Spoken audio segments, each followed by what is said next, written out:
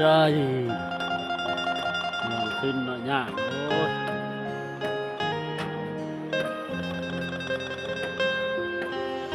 กล้ามแข้งกล้ามขาแล้ว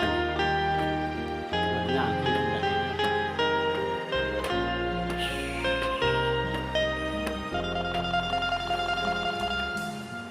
จ้ะ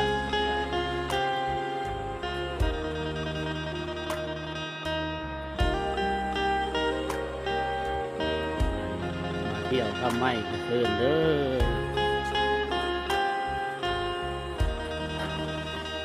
ลักษณะคือขี้ทรายเนาะนี่แม่นบ่ทรายดิดูว่าหินบ่นน่าจะเป็นหินเนาะนี่นะลุ่มน่าจะเป็นหินว่ะ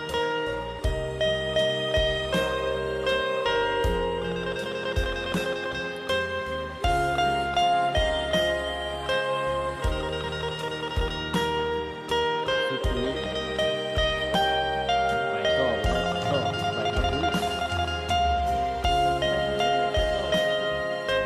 พื้นไม่ไปแล้วพื้นเลยเพิ่มค่าที่ขึ้นได้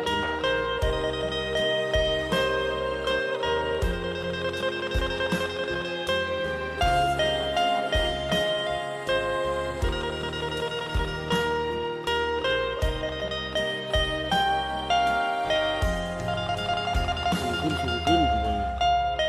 มีสเก็ตน้ำแข็งเนาะ